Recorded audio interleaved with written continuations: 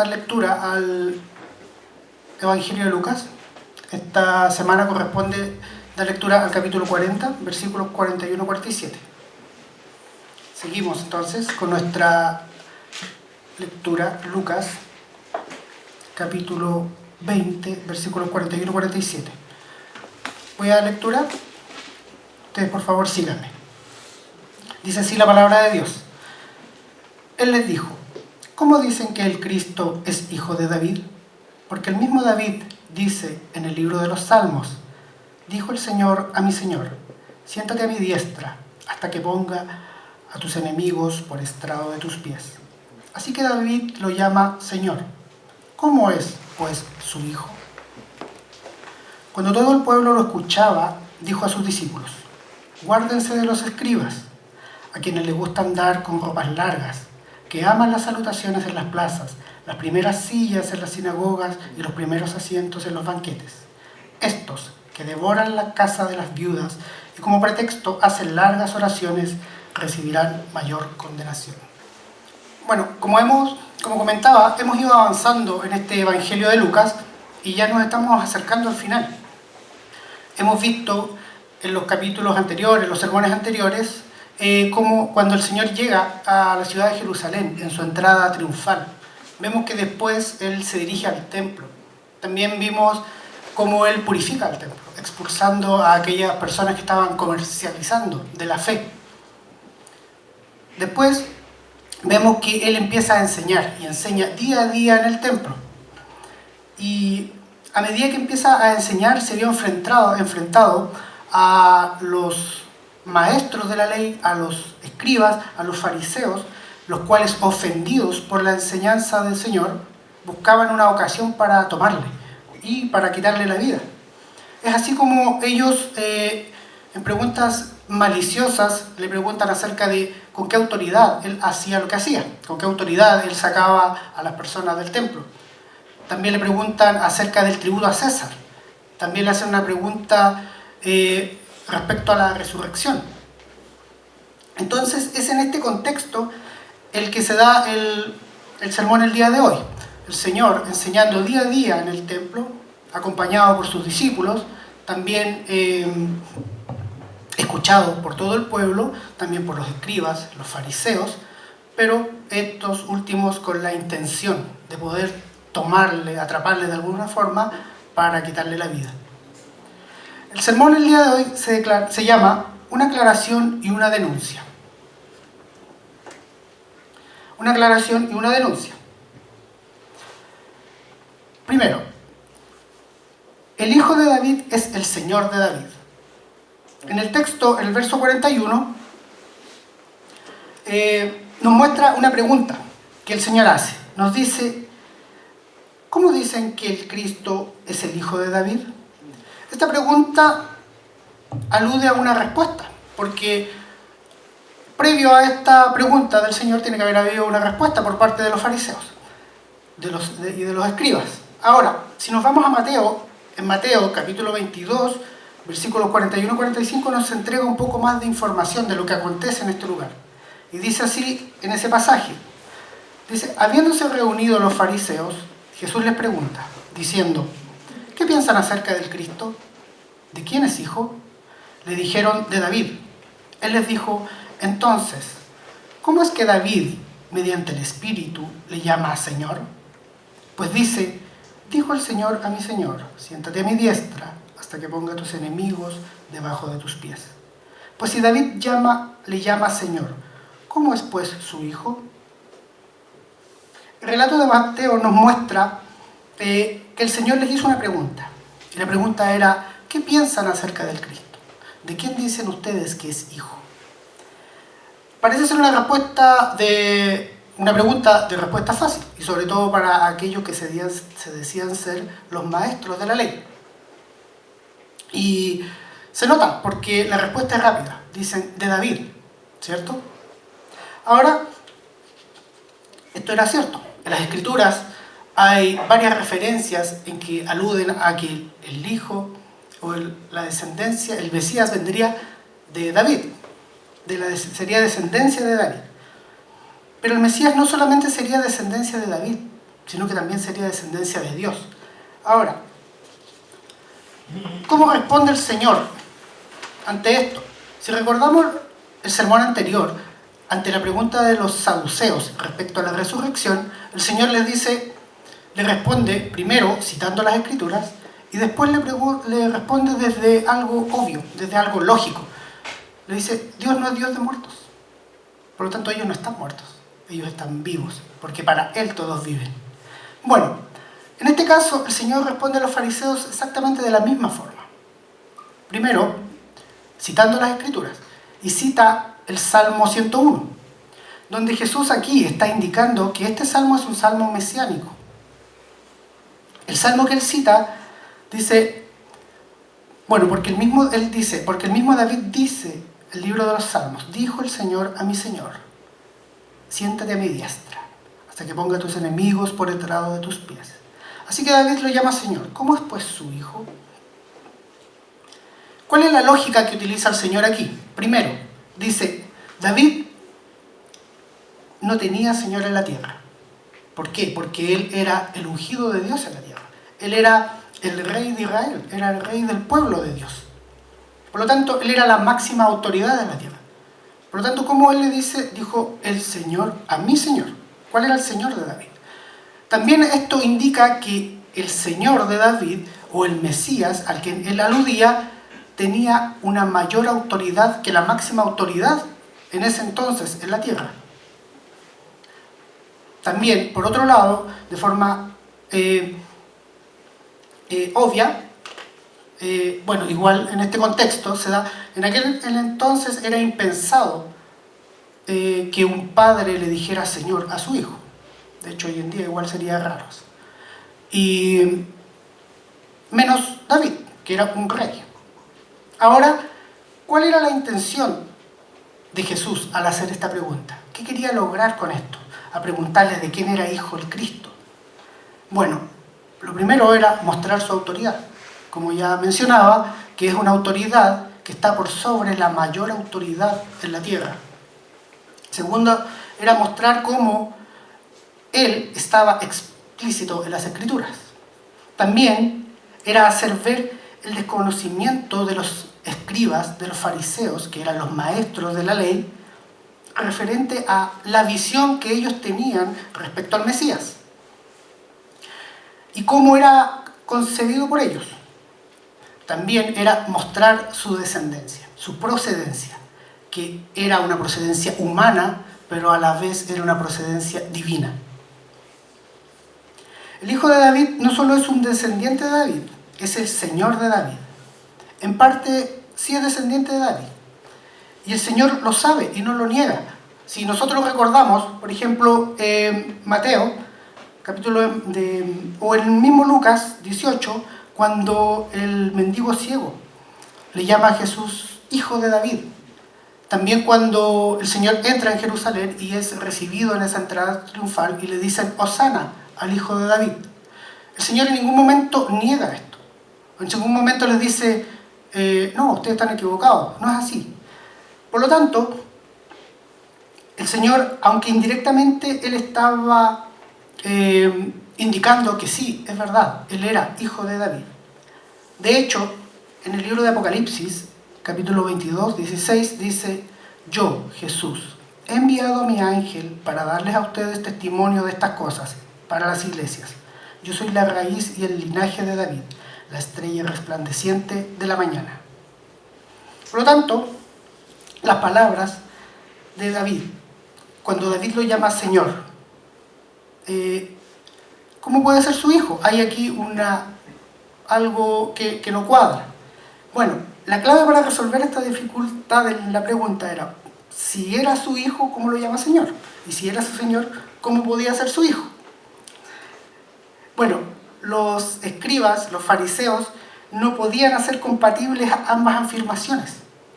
Y ¿cómo es compatible esta afirmación? Solamente era simplemente reconociendo que Cristo era el Dios hombre.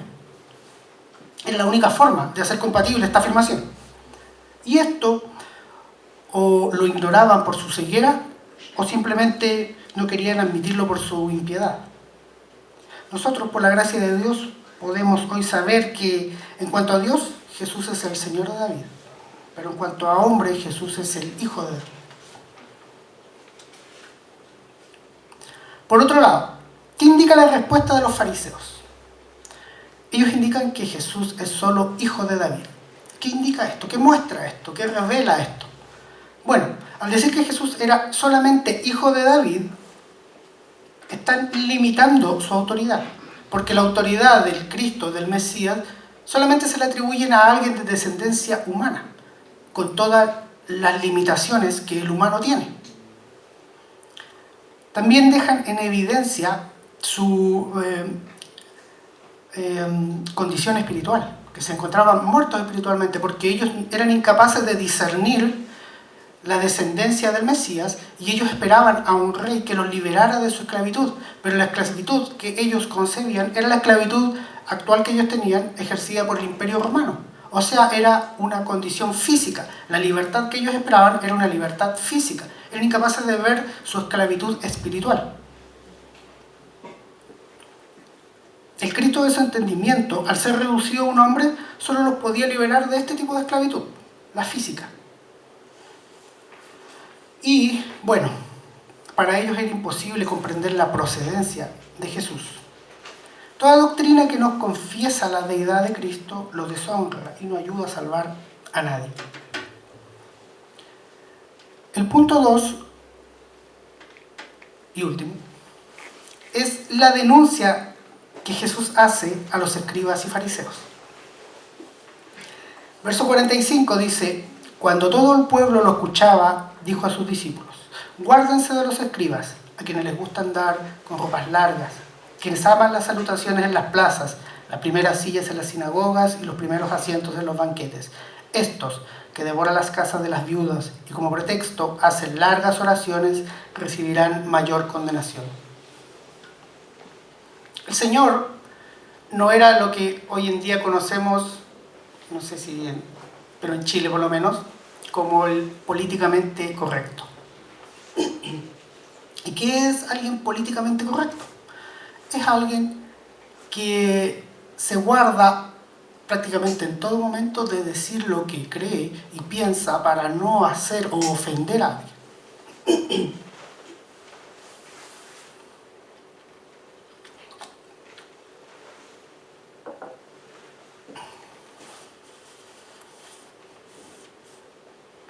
Ahora, ¿qué pasa cuando un cristiano se encuentra o se ve enfrentado a una situación en que la verdad de Dios está en cuestión? ¿Cómo actuamos? ¿Qué hacemos? ¿Hablamos y declaramos la verdad de Dios en amor, en mansedumbre, como lo hacía el Señor? ¿O simplemente callamos? ¿Qué hacemos ahí? La gran mayoría de las veces callamos. Y la gran mayoría de las veces callamos por miedo, para que no nos juzguen o nos tilden de intolerantes, para que no nos juzguen o nos tilden de ignorantes, de fanáticos, etc. Otras veces callamos simplemente por displicencia, por negligencia. No nos interesa.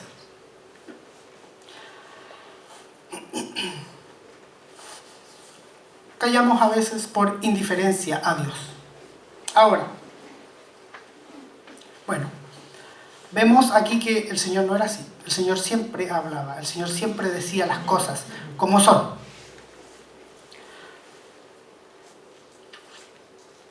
Cuando nosotros nos enfrentamos a la verdad de Dios y no hablamos, muchas veces estamos siendo cobardes, muchas veces estamos siendo indiferentes.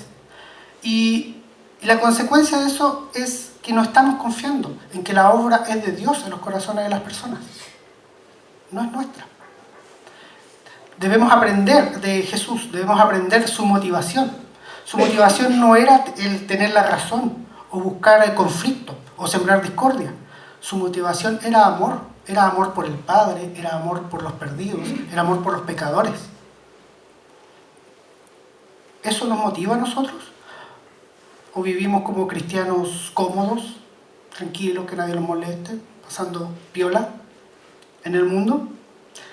Evidentemente, tener una actitud así hoy en día no es fácil, porque va a molestar, y mucho, sobre todo a aquellas personas que no conocen al Señor. Y muchas veces nos vamos a ganar enemigos, muchas veces nos ganaremos el odio y el desprecio de las personas, a tal punto que deseen nuestra destrucción, tal cual estos escribas, estos fariseos, estos maestros de la ley se lo deseaban a Cristo. No por nada el Señor dijo, el siervo no es mayor que su Señor. Bueno, vemos aquí que Jesús no callaba, Él declaraba. Él le declara a sus discípulos, pero estaban todos escuchándole. Estaba el pueblo y también estaban sus enemigos escuchándole. Ahora, Él hablaba, como mencionaba, siempre en amor, con sabiduría, mansedumbre, con humildad, pero con firmeza. Y siempre procurando la gloria del Padre. Es por eso que le declara a sus discípulos. ¿Y qué les dice? Les dice, guárdense de los escribas. El verso 46 le dice, guárdense de los escribas. En Mateo, capítulo 23, nos da la siguiente información. Dice, entonces habló Jesús a la multitud y a sus discípulos, diciéndoles, los escribas y los fariseos están sentados en la cátedra de Moisés. Así que todo lo que les digan, háganlo y guárdenlo, pero no hagan según sus obras, porque ellos dicen y no hacen. Atan cargas pesadas y difíciles de llevar y las ponen sobre los hombros de los hombres, pero ellos mismos no las quieren mover ni aún con el dedo. Más bien, hacen todas sus obras para ser vistos por los hombres. Ellos ensanchan sus filacterías y alargan los flecos de sus mantos. Aman los primeros asientos de los banquetes y las primeras sillas en las sinagogas, las salutaciones en las plazas y el ser llamados por los hombres rabí, rabí. Aquí el Señor le entrega unas características de estos personajes, de estos escribas y fariseos. ¿Qué características? Primero dice, dicen y no hacen. Tienes que orar al Señor, pero ellos no oran. Tienes que servir en la iglesia del Señor, pero ellos no sirven. Tienes que participar, pero ellos no lo hacen. Tienes que diezmar, pero ellos no lo hacen. Es una característica. Dice, más bien hacen todas sus obras para ser vistos por los hombres. Es decir, buscan el reconocimiento, la alabanza de los hombres, buscan los aplausos, buscan las luces. Y que la gente los llame mi presbítero, mi presbítero. Eso es lo que le motiva a hacer esas cosas. Hacen todas sus obras para ser vistos por los hombres. Hacen todo, pero absolutamente todo, pensando en el resultado, en la consecuencia, en el impacto que van a causar. Proyectan su imaginación y se ven recibiendo los aplausos, los elogios, el reconocimiento de los hombres por lo que van a hacer o decir. Si digo esto, voy a provocar esto. Si hago esto, van a pensar esto. Esa es su motivación, para ser vistos por los hombres. Y buscando esto, según el texto, adoptan un comportamiento, adoptan un estilo de hablar. Y les encanta que los saluden reverentemente, con respeto, como ellos creen que se lo merecen. Amaban las salutaciones, dice el texto. Adoptan una forma de vestir. El texto dice, usan ropas largas. Si uso corbata, si me visto formal, voy a verme más piadoso.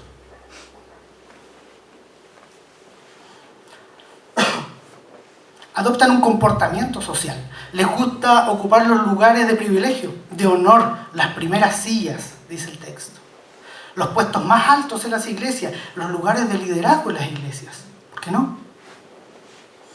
Muchas veces, nosotros mismos, cuando recibimos algún halago, algún elogio, lo encubrimos falsamente, con una falsa humildad. Y algunas veces decimos, sea la gloria de Dios, hermano. Pero en el fondo de nuestro corazón, nos gusta. En el fondo del corazón nos gusta recibir halagos. No estoy diciendo que sea todo. Cada uno puede examinar su corazón. El Señor le dice a sus discípulos, guardaos de los escribas. Es decir, tengan cuidado de ellos. ¿Pero por qué? Porque son peligrosos. Porque son amadores de sí mismos, porque bajo ninguna circunstancia buscan la gloria de Dios, sino su propia gloria. Solo buscan exaltarse ellos mismos, alimentando la imagen que tienen en su mente de ellos mismos, su propio ego. No les interesa la gloria de Dios. Bueno, acá también vemos que el Señor es justo, porque el Señor declara de ellos y dice que los escribas y los fariseos están sentados en la cátedra de Moisés. Así que todo lo que les diga, háganlo y guárdenlo.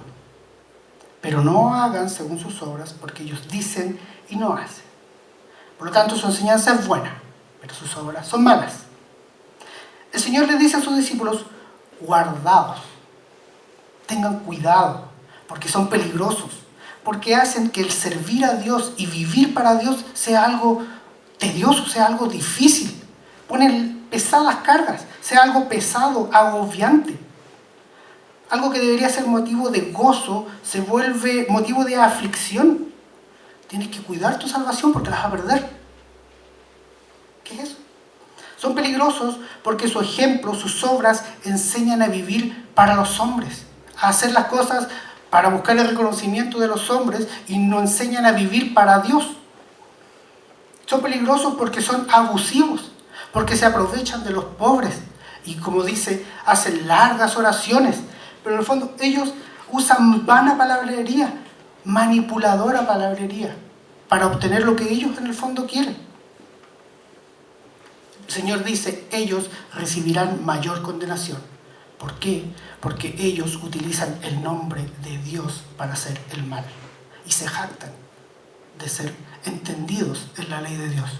Se jactan en ser siervos de Dios.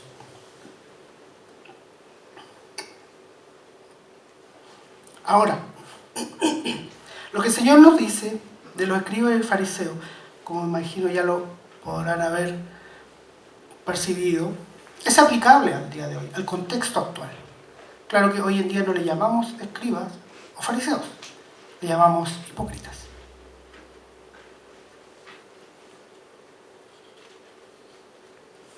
¿Y cómo detectar? El texto también nos da unas luces de cómo podemos detectar a un hipócrita. Primero, por su vida inconsecuente. Dicen y no hacen. El tiempo casi siempre lo delatará. Bueno, aunque existen algunas excepciones. Porque existen personas que por su astucia pueden llevar una vida de hipocresía consistente en el tiempo. Pero aunque puedan engañar a los hombres, va a llegar el día en que van a morir, van a estar delante de Dios y van a quedar al descubierto igual. No deberíamos preocuparnos por eso.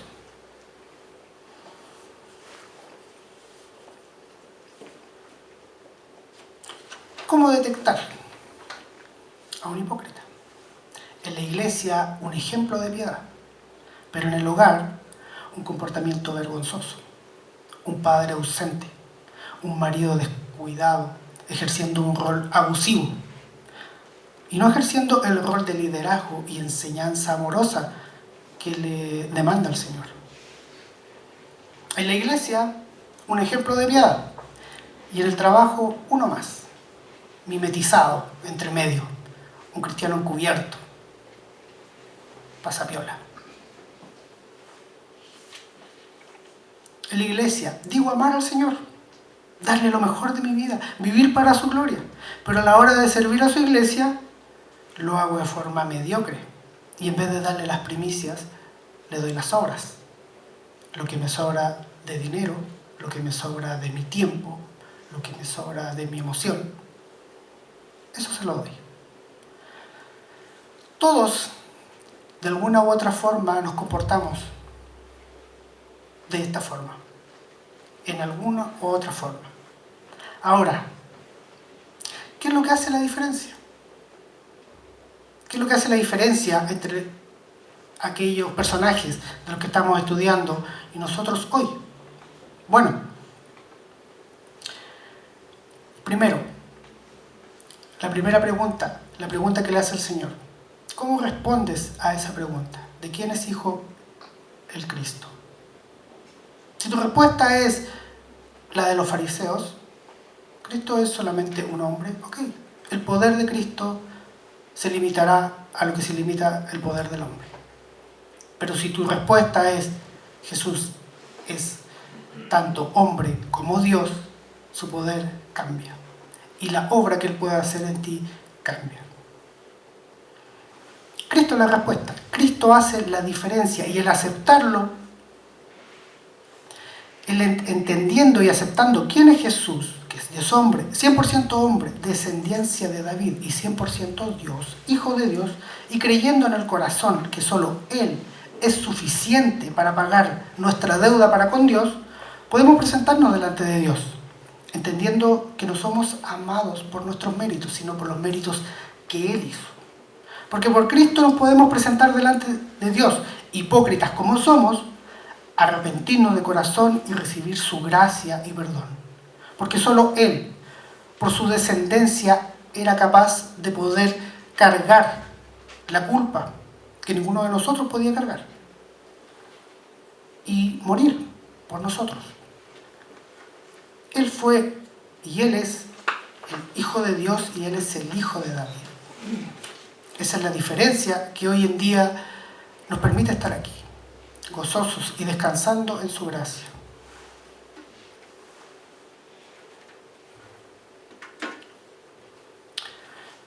Oremos. Padre, Señor Dios, queremos presentar, Señor, delante de ti nuestro corazón. Queremos confesarte, Señor, de que no siempre hacemos lo que tú nos pides. No siempre nos comportamos como hombres, como mujeres de Dios. Muchas veces callamos, muchas veces tenemos miedo de declarar, Señor, tu verdad. Muchas veces nos comportamos de una manera, pero en nuestro corazón hacemos otra cosa o pensamos otra cosa. Decimos con nuestra boca, pero nuestro corazón está lejos, Señor, de ti. Te queremos pedir, Señor, tu misericordia. Queremos pedir, Señor, que nos ayudes a poder tener una comprensión más profunda de ti. Que nos ayudes, Señor, a poder ser formados a la imagen de tu Hijo Jesús, Señor. Y que la motivación de nuestro corazón vaya poco a poco cambiando, Señor, y sea el vivir para tu gloria. Ayúdanos a amar, Señor, tu evangelio y a proclamarlo. Ayúdanos, Señor, a amar y tener misericordia de aquellas personas que no te conocen, que viven en tinieblas, porque sabemos, Señor, cuál es el fin que les espera si no aceptan, Señor, tu salvación, si no aceptan a Cristo. Oramos, Señor, en el nombre de Jesucristo nuestro Señor. Amén.